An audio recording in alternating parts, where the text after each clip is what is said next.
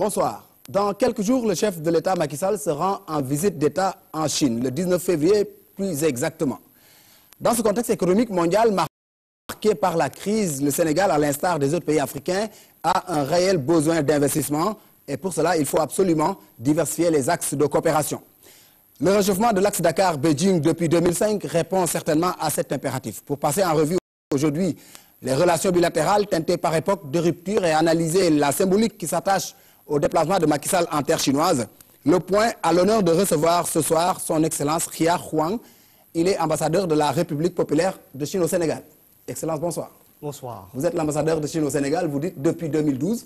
Depuis septembre 2012. Oui, ça fait quelques mois quand même. Oui. Aujourd'hui, comment se comporte l'axe Dakar-Beijing? Tout d'abord, je tiens à vous remercier d'avoir bien voulu m'inviter à venir ici découvrir cette chaîne de télévision. Merci. Et aussi de répondre à vos questions à la veille de la visite du président de la République du Sénégal en Chine. Merci. Effectivement, dans une semaine, le président Macky Sall est attendu à Pékin dans le cadre d'une visite d'État. Le président Macky Sall sera le premier chef d'État africain à être accueilli par son homologue chinois. Ah ouais. Tout cela montre l'importance que la Chine attache à ses relations avec le continent africain en général et surtout avec le Sénégal en particulier. Mais on sait que ce n'est pas une première qu'un chef d'État sénégalais se rend en terre chinoise. Hein.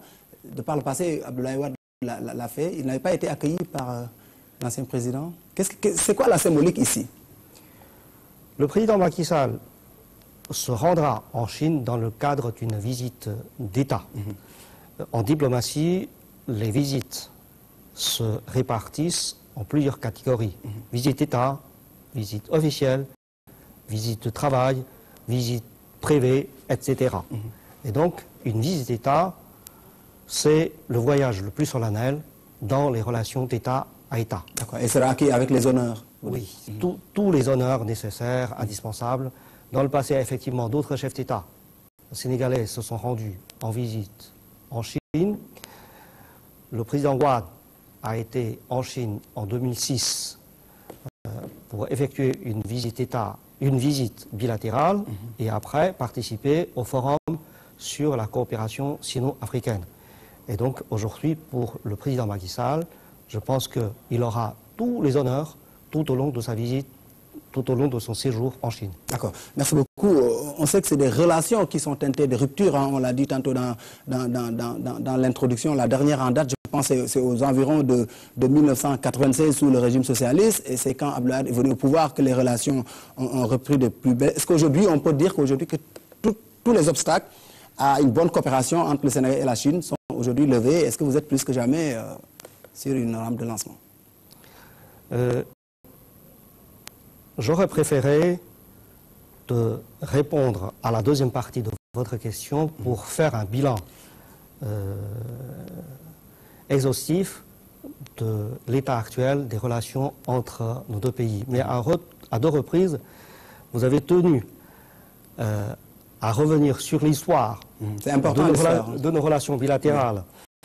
Je pense que ce sont des démêlés diplomatiques qui ont frappé les rapports, la coopération entre nos deux pays, et l'État chinois n'en est pas responsable. Tout dernièrement, j'ai fait une sortie à Ziguinchor et je suis allé voir un barrage anti-sel qui s'appelle le barrage d'Afinyam. C'est une réalisation que la Chine a réalisée et a financée avec des dons dans les années 80. C'est un ouvrage hydraulique qui fonctionne toujours, qui protège toujours des champs immenses pour la riziculture. Je me félicite du fait que, presque 30 ans après, le barrage fonctionne toujours dans des conditions normales. Bien sûr, il y a des pièces usées, fatigués, tombés en panne, qui sont condamnés à être changés. Ce que je voudrais souligner, c'est que jusqu'en 1996, date de la rupture de nos relations diplomatiques. Il y avait toujours une mission technique chinoise qui était là pour assurer la maintenance et l'entretien. Ah ouais. Quand je vois le fonctionnement de ces installations dans l'état actuel, je me demande si tous les gens, surtout les responsables, sont pleinement conscients des conséquences néfastes d'une politique étrangère animée par le manque de sérieux dans les relations d'État à État et surtout par la recherche d'intérêts mesquins, partisans, sectaires et même personnels. Là, vous visez qui, là? Je ne vise personne, je vise les responsables. Et donc, il est temps pour tout le monde de faire un bilan, d'en tirer la leçon, pour que ces démêlés soient une page définitivement tournée dans nos relations, et j'espère que ce seraient des relations toujours plus prometteuses qui rendent service, pleinement service, pour et vous, au peuple chinois et au peuple sénégalais. Et pour vous, c'est donc une sorte de nouvelle logique. On a vu récemment, et tout dernièrement, la Gambie qui rompait ses relations avec Chine-Taïwan. Est-ce cela veut dire que le combat pour vous, Chine populaire, continue pour avoir un maillage, pour faire le maillage du continent africain de manière générale, et changer les règles du jeu dans le cadre de la diplomatie et de la politique économique? Pour nous, dans notre politique étrangère, il y a un principe conséquent, c'est de ne pas nous ingérer dans les affaires intérieures d'autrui. Le dossier de Taïwan est une affaire intérieure de la Chine. C'est comme la Casamance pour vous. Quand un pays étranger intervient dans nos affaires intérieures, c'est inadmissible. Et donc là-dessus, il n'y a pas de marge de négociation. Ce que nous avons vécu dans l'histoire de nos relations avec le Sénégal constitue un bel exemple. Ouais. La Guinée, en Afrique aujourd'hui, pour boucler ce chapitre-là, il n'y a que le Burkina et quelques rares pays qui restent encore dans le giron de Chine-Taïwan. Est-ce que vous faites quand même quelque chose de ce point de vue-là pour amener le Burkina à se ranger La politique chinoise en la matière est conséquente. C'est une politique d'amitié et de coopération avec tous les pays, tant que ces pays respectent les intérêts fondamentaux de la Chine, et de son côté, la Chine va respecter aussi leurs intérêts vitaux. D'accord. Depuis 2005, vous avez repris avec le Sénégal. Aujourd'hui, comment analysez-vous le nouvel élan? Je pense que 2005, la relation sino-africaine, sino-sénégalaise est marquée par un élan très favorable. Aujourd'hui, il s'agit des relations d'abord politiques, basées sur une confiance politique qui va s'intensifiant, s'approfondissant. Sur le plan économique et commercial, c'est une relation qui ne cesse de donner des résultats toujours plus concrets, toujours plus tangibles. Il y a des illustrations que les Sénégalais arrivent à identifier immédiatement. Le Grand Théâtre, à côté, le musée des civilisations noires. Il y a les 11 stades dont la rénovation est terminée pour certains d'autres, les travaux sont lancés.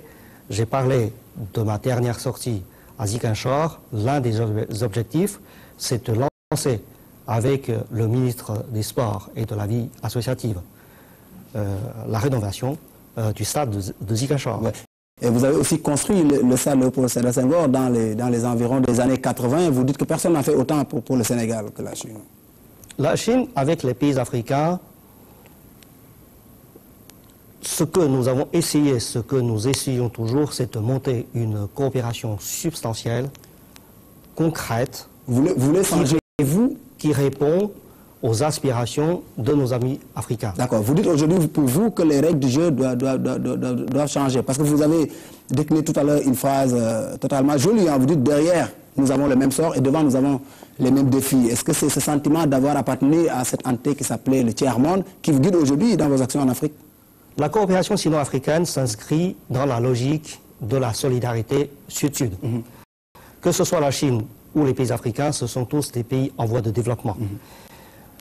Comme ce que je vous ai dit tout à l'heure, nous avons eu un même passé historique, la domination, l'humiliation par des forces étrangères. Et nous étions dans le passé, dans le même camp, pour réaliser l'émancipation nationale, pour accéder à l'indépendance nationale, à la souveraineté internationale. Et plus tard, nous avons devant nous les mêmes défis. C'est le développement. D'accord. Et aujourd'hui, la Chine déploie tous les moyens pour aider les pays africains à réaliser leur rêve, celle de l'émergence, celle de décollage économique. D'accord. Mais en revanche, en juillet 2012, à Pékin, lors du forum Chine-Afrique, le président sud-africain Jacob Zuma dénonçait un modèle, je cite, pas soutenable à long terme. Fin de citation. Il disait que pour lui, les règles du jeu, le thème de l'échange n'était pas clair aussi entre la Chine et l'Afrique. Ce n'était pas équilibré là. Je ne sais pas si il a rectifié après. Mais en tout cas, ce que j'ai entendu, il y a beaucoup d'explications. Apparemment, ce que j'ai compris, c'est que c'est une phrase qui est tirée par une certaine presse, dite indépendante ou neutre, d'un contexte bien riche. En Afrique ou en Occident, cette presse? Je ne sais pas. En tout cas, nous les Chinois, nous sommes sereins et sans complexe pour comparer ce que nous avons fait, ce que nous faisons et ce que nous ferons sur ce continent avec les autres partenaires. Voilà. J'ai cité le président sud-africain parce qu'aujourd'hui on constate par exemple que sur le marché sénégalais il y a beaucoup de commerçants chinois qui importent ici des produits chinois, ce qui tue l'artisanat ou la petite industrie au Sénégal. Est-ce que de la même façon des industriels sénégalais ont la possibilité aujourd'hui de vendre, d'exposer sur le marché chinois? Aujourd'hui, 95% des produits sénégalais bénéficient d'un traitement de droit douanier zéro et c'est une offre unilatérale de l'État chinois à l'endroit de tous les pays africains. C'est une offre unilatérale. Quand vous dites que la présence de ces articles, de ces produits chinois, tue des activités industrielles ici, je ne partage pas. Je ne partage pas votre analyse. Il faut voir qui s'engage dans ces activités. Dans la plupart des cas, ce sont des hommes d'affaires africains. D'accord. Si il y a une présence massive des produits, des articles chinois, c'est parce que ces produits et ces articles répondent à une certaine demande. Parce que l'économie est toujours par cette logique de nécessité. D'accord. Et donc on pointe aussi la qualité de ces produits qui ne sont pas forcément de la même valeur que les produits qui sont consommés sur le marché chinois, que je connais très bien aussi pour avoir séjourné en Chine. En ce qui concerne les variétés, les qualités, les offres de ces produits, vous avez voyagé en Chine. Vous êtes certainement conscient de la capacité de fabrication des Chinois. Oui, mais les produits ne sont pas les mêmes. Hein. Mais il faut poser cette question à ces hommes d'affaires qui se rendent en Chine. Qui a fait venir tous ces produits? Et les Chinois, pour les Chinois qui... Là, il faut toujours avoir une analyse pondérée, neutre de cette histoire, au lieu de se laisser piéger par cette presse dite neutre. C'est un constat qu'on a un peu fait, c'est pas méchant. Oui, je ne dis pas que c'est une analyse méchante, mais je dis que c'est une analyse un peu isolée. D'accord. Ce n'est pas une analyse complète, pondérée de la coopération sino-sénégalaise, sino-africaine. D'accord. Au chapitre de cette coopération, on y revient. Vous avez dit tantôt que la logique qui vous différencie un peu de l'Occident, c'est que vous n'évaluez pas la coopération en termes de montant, mais un peu en termes de projet. C'est quoi finalement la logique de la coopération chinoise en Afrique et au Sénégal de manière plus particulière? D'abord, le cadre politique de cette coopération, je l'ai déjà indiqué tout à l'heure, c'est une coopération qui s'inscrit dans la logique de solidarité Sud-Sud. C'est une coopération qui est montée entre un pays en développement et le reste du monde en développement. D'accord. Et donc nous avons les mêmes défis, nous avons le même passé historique, et donc nous comprenons mieux le sort et les attentes de nos pays africains. D'accord. Et après, dans le montage des projets, nous respectons pleinement la volonté et le souhait des pays bénéficiaires. Mais on voit c'est toujours à l'issue des consultations amicales qu'un projet est monté et réalisé. Et après, dans la réalisation des projets, ce que nous espérons, c'est toujours avoir des projets qui répondent aux attentes des populations, de l'État bénéficiaire, qui rendent service au développement économique et social du pays bénéficiaire. C'est le cas de tous ces ouvrages, c'est le cas de toutes ces installations, de tous ces ouvrages au Sénégal. D'accord. Mais on sait, dans le cadre de l'exécution de ces projets-là, la Chine a l'habitude d'affréter elle-même la main-d'œuvre en ignorant la main-d'œuvre locale. Est-ce qu'en le faisant, on ne bouge pas là des emplois pour les pays où vous intervenez? Monsieur, sortez de ce carcan d'informations données par cette soi-disant presse indépendante. Non, mais on voit souvent des ouvriers chinois qui viennent travailler sur ce chantier. Allez voir sur tous les chantiers au Sénégal. C'est à vous de compter le nombre des Chinois et des Sénégalais. D'accord. C'est à vous de compter. Ce qu'envoie l'État chinois, ce sont des ingénieurs, des techniciens qu'on n'arrive pas à trouver ici. Ok. Sur chaque chantier aujourd'hui, le nombre des Sénégalais dépasse largement le nombre des Chinois. C'est un travail de formation. Aujourd'hui, même dans des ouvrages déjà réalisés au Grand Théâtre, c'est vous qui demandez toujours la présence d'une mission technique. Alors qu'au bout de 2 ans après la livraison de cet édifice, il est prévu dans l'accord que le Grand Théâtre vous soit remis complètement. C'est vous qui avez demandé toujours la présence d'une mission technique et c'est vous qui demandez toujours une formation continue. D'accord, très bien. Merci. Dans quelques jours, le 19 février exactement, le chef de l'État visite votre pays, en visite d'État, vous l'avez dit tantôt. Vous, en tant qu'ambassadeur de Chine au Sénégal, comment analysez-vous un peu ce déplacement de Macky Sall en Chine? Je pense qu'au cours de ce rendez-vous, Son Excellence le Président Macky Sall aura l'occasion de faire un échange de vues aussi large que complet pour faire un état des lieux des relations bilatérales entre nos deux pays, faire aussi des échanges de vues sur tous les grands dossiers internationaux, les dossiers sous-régionaux, les dossiers africains et les grands dossiers mondiaux. C'est aussi une occasion de faire un bilan de la coopération sino-sénégalaise dans les différents domaines, parce qu'on parle souvent de ces grands édifices, mais souvent on néglige l'agriculture, parce qu'il y a 2 missions agricoles ici. Une mission agricole bilatérale, Chine-Sénégal, une autre mission agricole tripartite, Chine, Sénégal, FAO. Et il a fait de l'agriculture, lui, la cheville ouvrière de son projet politique de développement.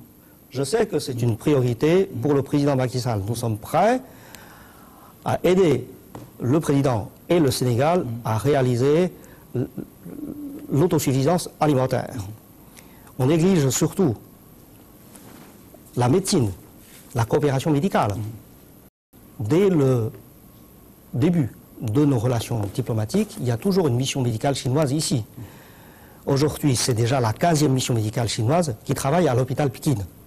Et cet hôpital fonctionne essentiellement grâce à la présence de cette mission médicale. Nous livrons chaque année une quantité importante de médicaments antibiotiques, à l'eau de matériel médical important aux autorités sénégalaises. Tout dernièrement, lors de cette sortie à Ziguinchor, je suis allé avec plus de 40 médecins chinois. C'est la mission médicale chinoise au Sénégal et la mission médicale chinoise au Mali qui se sont regroupés ensemble pour faire un tour de consultation bénévole à Ziguinchor. Et ils ont traité plus de 1000 patients. Il y a d'autres volets, la formation des gens, la mise en valeur des ressources humaines. Chaque année, c'est des dizaines de bourses d'études mises à la disposition de l'État sénégalais. Chaque année, on organise un nombre important de séminaires, de colloques. Et chaque année, c'est plus de 150 agents voilà ce que vous faites, sénégalais qui se rendent en Chine. Voilà ce que vous faites déjà au Sénégal depuis près de 3 décennies et ce que vous comptez faire pour l'avenir. Mais jusque-là, vous n'avez pas dit ce qu'en retour, vous tirez le Sénégal ou bien ce que le Sénégal vous apporte en termes d'opportunités. Quel est l'apport du Sénégal pour la Chine? Le Sénégal est un pays influent, que ce soit dans la sous-région, sur le continent africain et aussi sur les grands thèmes internationaux. C'est un pays qui a l'intention toujours de faire entendre sa voix sur tous les grands dossiers internationaux. Et donc politiquement, c'est un partenaire important. Nous avons les mêmes soucis, les mêmes préoccupations, défendre la justice, défendre la démocratisation des relations internationales. Et économiquement? Et sur le plan politique, nous sommes sur la même longueur d'onde, sur beaucoup de dossiers. Et donc c'est une occasion pour les deux chefs d'État de faire le bilan et d'envisager l'avenir de nos relations. Est-ce que vous, en tant qu'État, vous avez aujourd'hui, est-ce que vous avez identifié des secteurs dans lesquels des entreprises chinoises peuvent intervenir au Sénégal, par exemple? D'abord, nous allons continuer cette politique d'aide publique au développement pour répondre aux souhaits, aux attentes de l'État sénégalais. Mais aujourd'hui, effectivement, comme ce que vous avez souligné tout à l'heure, il est temps que la Chine participe et contribue plus activement à l'industrialisation du continent africain. Et donc, dans ce cadre, l'État chinois encourage vivement le monde d'affaires chinois à venir s'implanter sur le continent africain, à monter des projets de transformation, des projets de production avec des partenaires africains. Et il y a des projets déjà lancés dans plusieurs pays. En Éthiopie, il y a un parc industriel qui a déjà donné un résultat très encourageant. Tout dernièrement, un professeur chinois est venu ici animer une conférence et rendre visite à son Excellence, Monsieur le Président de la République. C'est un ancien vice-président de la Banque mondiale, économiste en chef de la banque. Et ce qu'il a donné comme proposition, c'est d'identifier des secteurs clés ou des secteurs qui recèlent un potentiel fort pour le Sénégal. Après, c'est à nous de voir comment on peut faire des parcs industriels pour que ces secteurs deviennent des moteurs de développement pour tirer vers le haut les acteurs l'activité industrielle de ce pays. D'accord, très bien. Le Sénégal développe, a mis en place ce qu'on appelle le plan Sénégal émergent, pierre angulaire de la politique du chef d'État. Vous êtes au courant de ça? Il doit défendre ça au groupe consultatif de Paris le 23 et 24 ou 24-25. Est-ce que la Chine va s'impliquer dans la réalisation de cette vision de développement? Nous comprenons parfaitement votre rêve, l'émergence du Sénégal, parce que nous, les Chinois, nous avons notre propre rêve. Ouais. C'est le renouveau de la nation chinoise. Si la République populaire de Chine a été proclamée en 1949, si une politique de réforme et d'ouverture sur l'extérieur a été lancée dans les années 70-80, c'est effectivement pour réaliser notre rêve, le renouveau de la nation chinoise. Et donc nous avons des rêves identiques, nous avons fait un parcours un peu plus long que vous pour réaliser ce rêve. Est-ce que vous allez vous impliquer dans ce plan-là? Quelle sera la partition de la Chine? Je n'ai pas terminé. Allez-y. Et donc nous sommes prêts à partager nos expériences et expertises avec vous pour identifier, trouver une voie qui réponde à la réalité sénégalaise. Si la Chine a réussi, si vous avez passé un mois en Chine, vous avez vu ce que la Chine a réalisé et réalise toujours dans son processus de développement. Mais ce que je voudrais vous dire, c'est que quand la Chine est partie, au début de ce processus, la Chine avait une base plus rudimentaire que celle du Sénégal. Dans les années 60, ces pays asiatiques émergents, ils étaient sur la même ligne de départ comme le Sénégal. Si ces pays émergents asiatiques arrivent aujourd'hui à avoir cette performance économique et sociale, on doit se demander pourquoi nos frères africains n'arriveront pas à faire de même. Donc vous êtes convaincu que l'Afrique peut s'en sortir aujourd'hui? L'Afrique est un continent prometteur. D'accord. L'essentiel, c'est de trouver une voie qui réponde à sa réalité continentale, à la réalité africaine. Ce que nous avons fait, c'est de refuser les modèles imposés. Et vous créez votre propre modèle, quoi. Nous avons dit, nous avons notre propre réalité, il y a des expériences, il y a des expertises. C'est à nous de voir si ces expériences et expertises répondent à notre réalité.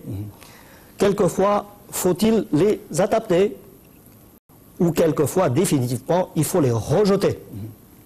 Et ça, vous l'avez vu, c'est la base, vous, de votre tradition d'abord et de votre... Je pense que si les pays asiatiques ont fait la réussite d'aujourd'hui, c'est l'une des règles d'or qu'ils ont retenues.